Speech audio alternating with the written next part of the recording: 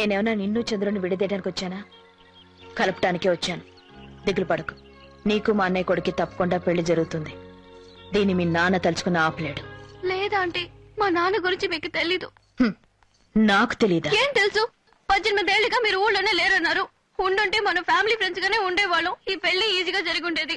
ఇప్పుడు మాత్రం ఏమిటి, అంత ఈజీగానే జరుగుతుంది. ఈసారి నేను అనుకున్నది జరిగి తీరాలి. అమ్మా మీకు ఫోన్ వచ్చింది. నేను మాట్లాడొస్తాను. అబ్బా ఇంకా అమ్మాయిలకు రాలేదా? పిలవడానికి వెళ్ళారుగా. అన్నయ్య, అనిత ఒప్పుకుంటుందా? ఎందుకమ్మా దిగులు పడతావు? అది నా కూతురమ్మా. హలో, నేనమ్మా డాడీని. Hello daddy. డాడీ ఎలా ఉన్నారు? నే బాగున్నానమ్మా. నువ్వెలా ఉన్నావు? చూసి చాలా రోజులైందమ్మా. వెంటనే చూడాలనిపిస్తోంది.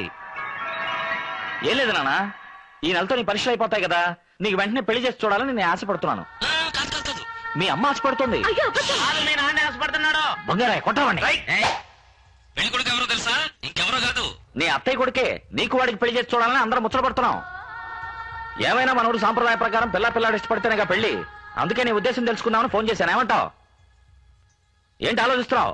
పిల్లాడు చదువుకోలేదనా? అదే నువ్వు చదువుకున్నావు కదా. ఇద్దరు చదువుకోకూడదు, చదువుకుంటే ఇబ్బందులే. మమ్మల్ని చూడు, నేను మీ అమ్మ ఎంత ఆనందంగా ఉంటున్నామో. నేను చదువుకున్నాను దద్ది, అందుకేరా.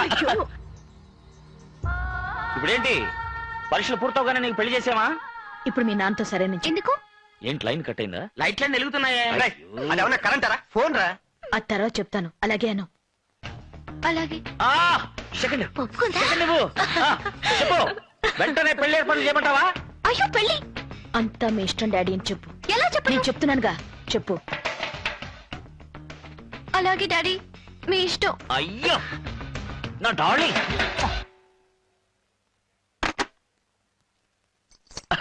ఏమయ్యపురాలా, పిల్ల ఒప్పుకుంటున్నాను అడిగావే. ఎవరి కూతురు? ఈ నరసింహం కూతురు. ఏం పెళ్లి కొడుగా, సంతోషమేనా? నువ్వు అలా చూస్తూ ఉండు, ఈ పెళ్లి అంత బ్రహ్మాండంగా చేస్తాను. రై సుందరయ్య, బంగారయ్య, జామ్ జామ్ అని సందుకి, గడప గడపకి, తలుపుకి తోరణాలు కట్టి అదరగొట్టండి. మన వంశంలో ఇంతవరకు ఎవరు చేయని విధంగా ఈ పెళ్లి అంత గొప్పగా జరిపిస్తాడు ఈ నరసింహం.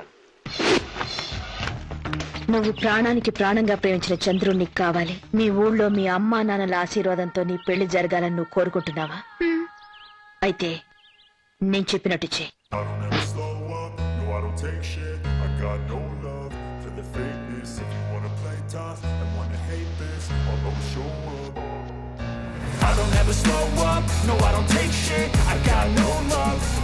భగవంతుని సన్నిధిలో అడుగుతున్నాను, ఊరందరి సమక్షంలో త్రికరణ శుద్ధిగా దేవుడి మీద ప్రమాణం చేసి చెప్పు, ఈ అమ్మాయిని పెళ్లి చేసుకోవడం మనస్ఫూర్తిగా నీకు ఇష్టమేనా? ఇష్టమే మావయ్య, ఇష్టమేనండి. నువ్వు కూడా నీ ఉద్దేశాన్ని మనస్ఫూర్తిగా దేవుడి మీద ప్రమాణం చేసి చెప్పు, ఈ అబ్బాయిని చేసుకోవడం నీకు ఇష్టమేనా?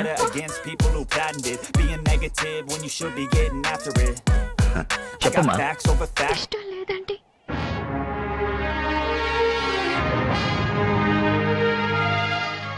ఎందుకు ఇష్టం లేదు? మీ ఇద్దరితో మాట్లాడేగా ఈ పెళ్లికి ఏర్పాటు చేశారు. ఆ రోజు పరిస్థితికి ఒప్పుకోవాల్సి వచ్చింది. ఈ పెళ్లి కొడుకు నీకు నచ్చలేదా? నేను ఇంకొకరిని ప్రేమించాను. అతన్ని పెళ్లి చేసుకోవాలని ఆశపడుతున్నాను. సరే, నువ్వు ప్రేమించిన అబ్బాయి ఇక్కడ ఉన్నాడా? చెప్పు.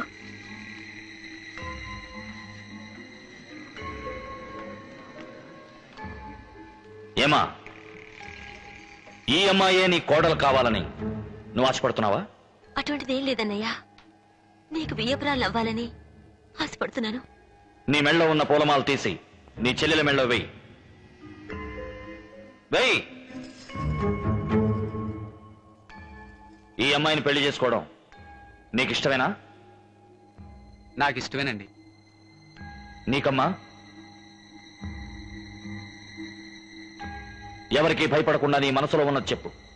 పెళ్లి కొడుకంటే నాకు ఇష్టమే, కానీ ఇప్పుడు ఈ పెళ్లి చేసుకోవడం ఇష్టం లేదు. ఏంటమ్మా నువ్వు అనేది? అక్కయ్యకి పెళ్లి కాకుండా నేను పెళ్లి చేసుకోవడం నాకు ఇష్టం లేదు. నాకు అక్కయ్యకి ఒకే రోజు పెళ్లి జరిగినా కూడా పర్వాలేదు, కానీ తనకన్నా ముందు నేను చేసుకుంటే ఆ తర్వాత అక్కయ్యకి ఇక్కడ పెళ్లి జరగదు అని భయంగా ఉంది. తమరి నిర్ణయం ఏమిటో? మా వంశపారంపర్యంగా వస్తున్న సంప్రదాయాన్ని నేను ఇప్పుడు మార్చలేను. ఈ ఊళ్ళో జరిగే ప్రతి వివాహానికి కన్నవాళ్ళ అంగీకారం కన్నా చేసుకోబోయే వాళ్ళ అంగీకారమే ముఖ్యం. ఇష్టం లేని ఏ వివాహం ఈ ఊళ్ళో జరగకూడదు. అటువంటి వివాహాన్ని ఏనాటికి నా వంశీకులు చెయ్యరు. బావిని తెరవండ్రా. వీరి చేతుల మీదుగా ఈ ఊళ్ళో పెళ్లిళ్ళు జరుగుతున్నప్పటి నుంచి ఇంతవరకు ఆ బావి తెరవలేదు. ఈ రోజు వారి కూతుర్ల కారణంగా ఆ బావి తెరవాల్సి వచ్చింది. చూసావా?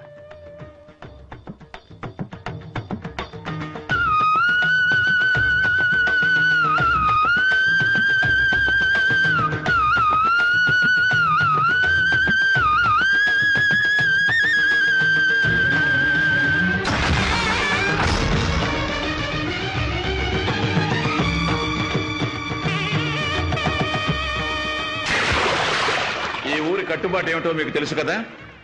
మీ అమ్మాయి మనసారా ఎవరిని ఇష్టపడుతుందో అతనికే ఇచ్చి తనకు వివాహం చేయాలి. అది మీరు ఇంకెవరికైనా ఇచ్చి వివాహం చేస్తే మీ కుటుంబానికి ఈ ఊళ్ళో స్థానం ఉండదు. ఇక్కడ జరిగింది నేను అవమానం అనుకోను. నా కూతుళ్ళ మనసు అర్థం చేసుకోవడానికి ఇదో సందర్భం అనుకుంటాను. ఇప్పుడు చెప్తున్నాను, మీ అందరి ముందు చెప్తున్నాను, నా పెద్ద కూతురికి తను మనసారా ప్రేమించిన ఆ అబ్బాయికి వచ్చే ముహూర్తానికి ఇక్కడ పెళ్లి జరుగుతుంది.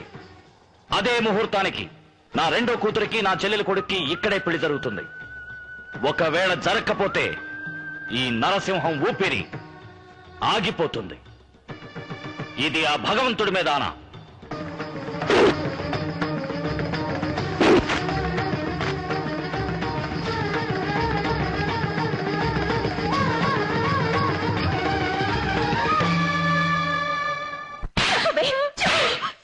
సమాధానం చెప్పు. ఎందుకు పని చేస్తావు? నువ్వు ప్రేమించడం తప్పని నేను అంటలేదు, కానీ అడిగేదాకా ఈ విషయం ఎందుకు దాచిపెట్టావు? నీ వల్ల మీ నాన్నగారికి ఎంత అవమానం కలిగిందో తెలుసా? అడిగేది నిన్నే. నోరు తెరిచి సమాధానం చెప్పు. అది కాదమ్మా, చివరి వరకు నిజం చెప్పొద్దన్నారమ్మా. ఎవరు? నీలాంబరి ఆంటీ.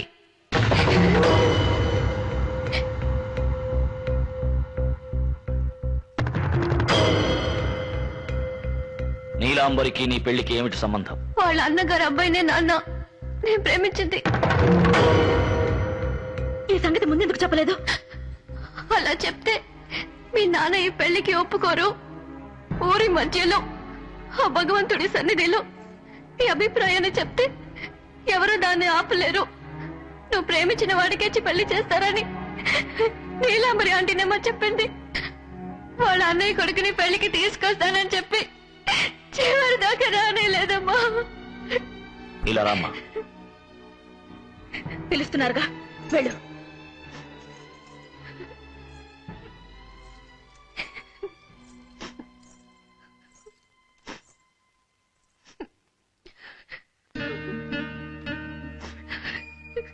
ఆ అబ్బాయి పేరేంటి?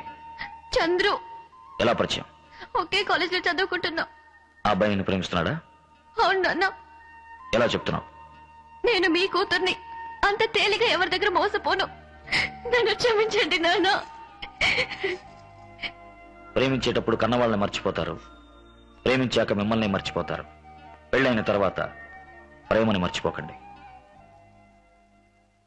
పిల్లలు కన్నవాళ్ళని మర్చిపోవచ్చు, కానీ పిల్లల్ని కన్నవాళ్ళు ఎప్పుడూ మర్చిపోలేరు.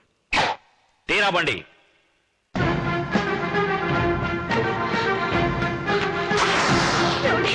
అక్కడికి వెళ్ళొద్దండి. నా మాట వినండి. వద్దండి. ఏమండి? నేను చెప్పేది.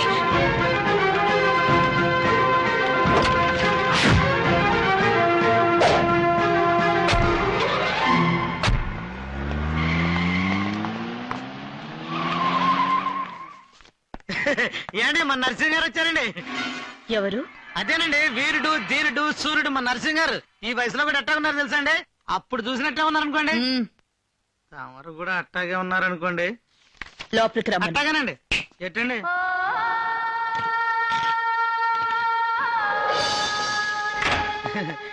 లోనకి రండి. రండి, పర్లేదు. ఒక్క నిమిషం అండి.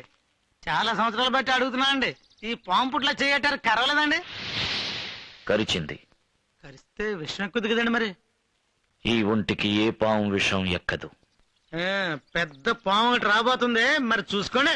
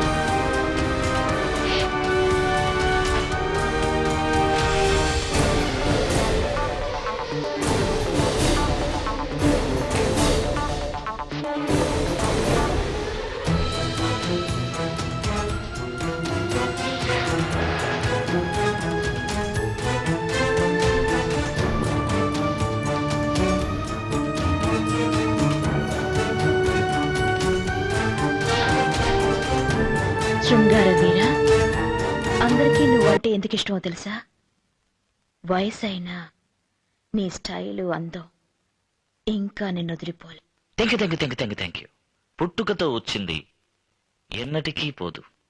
ఎలా ఉంది నా ఇంటి పని మనిషి? క్షమించాలి, నా ఇంటి యజమానురాలు ఎంతో ఎంతో బాగుంది. ఏం పని మీద నన్ను చూడ్డానికి వచ్చావు? నేను నిన్ను చూడటానికి రాలేదు. నా ఇంటికి అల్లుడుగా రాబోయే వాడిని చూసి మాట్లాడడానికి వచ్చాను. నీ ఇంటికి రాబోయే అల్లుడా? అవును, నా కూతురు అతన్ని ప్రేమించింది, అతను నా కూతుర్ని ప్రేమించాడు. చంద్రు నీ కూతురు ప్రేమించాడా? నిన్నెవరో లోపల నుంచింది. సెక్యూరిటీ వాళ్ళు ఏం చేస్తున్నారు? నువ్వేంటమ్మా వీణు విజయాలేసి కూర్చోబెట్టావు? షో, ఎందుకు అరుస్తావు? నీ కొడుకుని పిలువు, ఏమిటో మాట్లాడతాట. నా కొడుకు వీడితో మాట్లాడాలా? ఏం మాట్లాడాలా? ఎందుకు మాట్లాడాలి? పిలువు. చంద్రు, ఏమ్మా ఎలా ఉన్నా? బాగున్నానా?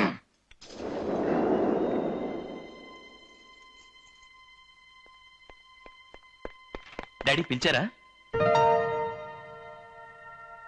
మీ మావయ్య నీతో ఏదో మాట్లాడడానికి వచ్చాడు. మావయ్య? ఒకవేళ మిమ్మల్ని చేసుకునుంటే అత్తమ్మగుడు కదా అని మావయ్య అని పిలిచేవాడిని. ఇప్పుడెలా అవుతాడు మావయ్య? నీకు అర్థం కాలేదురా.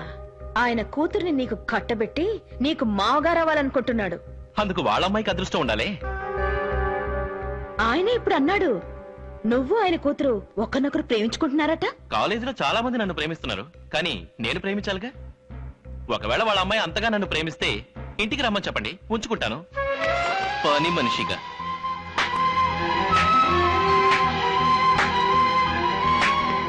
See you, Dad. Bye, Auntie.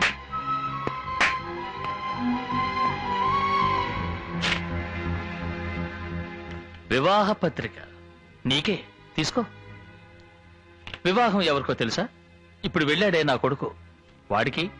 Umakant తెలుసా? ఉమాకాంత్ నీకన్నా 100 రెట్లు ఎక్కువ డబ్బున్నవాడు. అతని కూతురికి వివాహానికి తప్పకుండా నువ్వు రావద్దు. మినిస్ట్రీతో వివాహం కదా, లోపల రానివ్వరు. ముహూర్తం ఎప్పుడో తెలుసా? నువ్వు మీ ఊళ్ళో అందరి ముందు ప్రమాణం చేశావే, వచ్చే ముహూర్తానికే నా ఇద్దరి కూతుళ్ళకి పెళ్లి, అది జరగకపోయిందా ఈ నరసింహం ఊపిరి ఆగిపోతుందని. అదే ముహూర్తానికి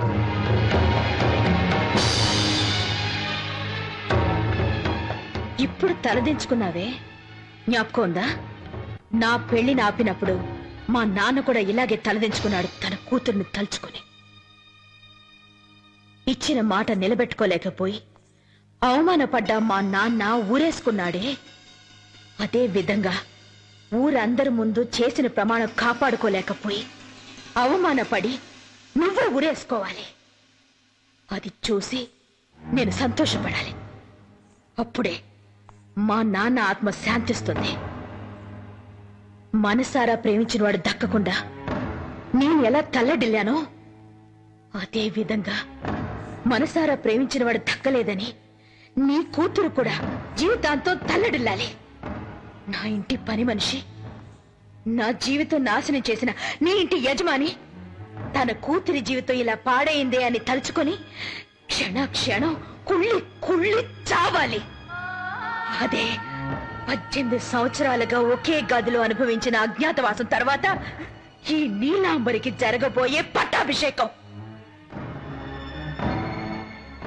నువ్వంటూ ఉంటావే నా దారి రహదారి అని, ఈ నీలాంబరి దారి కూడా రహదారి.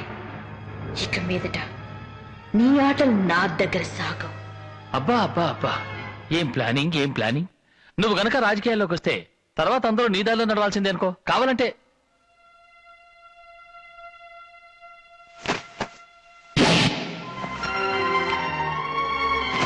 జీవితంలో మొదటిసారి జారిపడింది కదూ. నేను శాలువా అప్పుడప్పుడు మారుస్తాను, కానీ చేయి జాచుకోను. నువ్వు జాచుకోకు, భద్రంగా ఉంచుకో. ఏంటి జరిగిందంతా మర్చిపోతాననుకున్నావా? రాజకీయవాదులు చేసిన వాగ్దానాలు మర్చిపోవచ్చు, కానీ తిన్న దెబ్బను మర్చిపోరు. రేయ్, తలుపు తెరవండ్రా, నరసింహం గారు పెడతారు.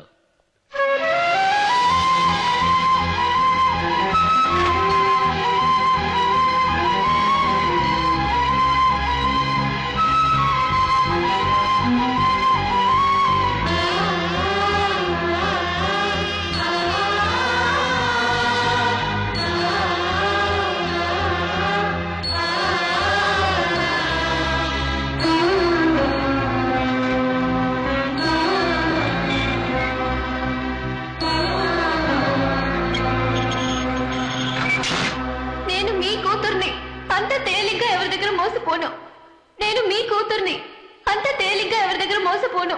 ఏంటి నరసింహ ఊరు కూడా రాకుండా ఇక్కడే ఉండిపోయావు? అర్జెంట్ గా రమ్మన్నావట, ఏంటి విషయం? నువ్వు వెళ్ళి వెంటనే పెళ్లికి అన్ని ఏర్పాట్లు చేయమని వసుంధర కబురు చేయి. పెళ్లిగా? బాగా ఆలోచించి ఈ నిర్ణయం తీసుకున్నావా? ఆలోచించకుండా ఏ నిర్ణయం తీసుకోవాలని నీకు తెలుసుగా. గవర్నమెంట్ వాళ్ళ పక్కన ఉంది. పోరా, ఆ దేవుడే మన పక్కనున్నాడు.